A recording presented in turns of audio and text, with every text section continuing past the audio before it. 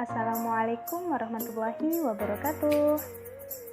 Sebelum saya memulai presentasi, marilah kita membaca basmalah. Bismillahirrahmanirrahim.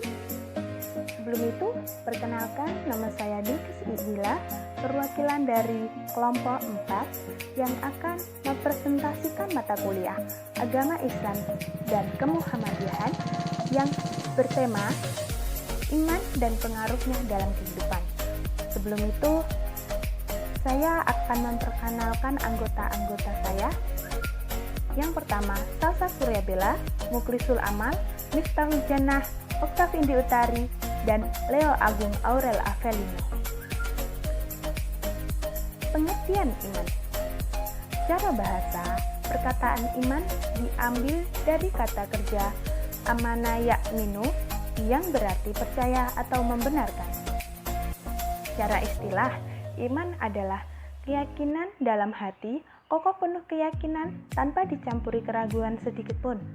Sedangkan keimanan dalam Islam itu sendiri adalah percaya kepada Allah, malaikat-malaikatnya, kitab-kitabnya, rasul-rasulnya, hari akhir, dan beriman kepada takdir baik dan buruk. Sedangkan menurut Ibnu Qudamah mengatakan iman adalah ucapan lisan, perbuatan anggota badan, dan keyakinan hati. Iman akan bertambah kuat dengan ketaatan kepada Allah Subhanahu wa Ta'ala dan akan berkurang dengan perbuatan maksiat. Hubungan iman, ilmu, dan amal. Islam itu ada 2 rukun. Yang pertama, rukun iman. Rukun iman ada 6. Yang pertama, iman kepada Allah Subhanahu wa Ta'ala. Kedua, iman kepada para malaikat. Yang ketiga, iman kepada kitab-kitab suci. Yang keempat, iman kepada Rasul. Yang kelima, iman kepada hari kiamat. Yang keenam, iman kepada qada dan qadar. Yang rukun Islam ada 5. Yang pertama, mengucapkan 2 kalimat syahadat. Yang kedua, mendirikan sholat. Yang ketiga, menunaikan zakat. Yang keempat, berpuasa di bulan Ramadan. Yang kelima, menunaikan haji bagi yang mampu. Jadi, dalam agama Islam terkandung 3 ruang lingkup, yaitu akidah, syariah, dan akhlak. Sedangkan iman, ilmu, ada amal berada di dalam 3 ruang lingkup tersebut. Iman berorientasi terhadap ruang rukun iman yang 6, sedangkan ilmu dan amal berorientasi pada rukun Islam, yaitu tentang tata cara ibadah dan pengalaman. Orang beriman. Karakteristik orang beriman. Yang kedua, sifat-sifat orang yang beriman. Yang ketiga, hal-hal yang merusak iman dan meniadakan iman.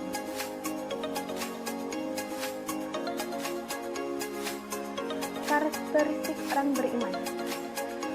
Pertama, punya rasa takut kepada Allah Subhanahu wa Ta'ala. Yang kedua, khusyuk saat melaksanakan sholat. Yang ketiga, menjauhkan diri dari perbuatan yang sia-sia. Yang keempat, senang mendengar bacaan ayat-ayat Al-Quran. Yang kelima, menunaikan zakat. Yang keenam, meneladani Rasulullah SAW. Yang ketujuh, tawakal. Yang ke-8, sabar. 9, punya akhlak yang baik. 10, selalu bersyukur. Sifat-sifat orang yang beriman. 1. Memiliki rasa takut di dalam hatinya. 2. Adanya tambahan iman ketika ayat Quran dibacakan. Yang ketiga, tawakal hanya kepada Allah Subhanahu wa Ta'ala. 4. Mendirikan sholat. 5. Senang berinfak. Hal-hal yang merusak iman dan meniadakan iman. Pertama, berbuat kesyirikan. Contohnya, meminta pertolongan kepada dukun, orang pintar, dan lain sebagainya. Selanjutnya, berkeras hati, yaitu sikap acuh tak acuh atau tidak peduli terhadap kesusahan orang lain. Yang ketiga, memakan harta anak yatim. Selanjutnya, kufur. Kufur adalah orang yang tidak percaya kepada Allah. Contoh dalam kehidupan sehari-hari, menggunakan nikmat ke jalan maksiat, enggan mengeluarkan zakat atau sedekah, dan berbelanja harta. Yang selanjutnya, nifak. Nifak itu sifat munafik. Selanjutnya, bid'ah. Bid'ah adalah sesuatu perbuatan yang tidak ada dalilnya atau perbuatan yang tidak diberi contoh oleh Nabi Muhammad SAW. Contohnya, sholat zuhur setelah sholat Jumat, meminta doa kepada orang yang sudah meninggal, dan lain sebagainya.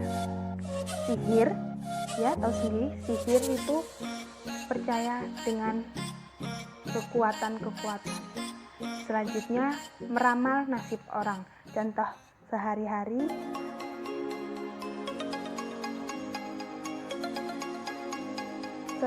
seperti kalian percaya dengan jodoh menurut zodiak. Penutup, iman adalah keyakinan dalam hati, kokoh penuh keyakinan tanpa dicampuri keraguan sedikit pun. Dan sebagai umat Islam, kita harus beriman terhadap Allah Subhanahu wa taala, pada malaikat, kitab Allah, para rasul, hari akhir, dan qada dan qadar.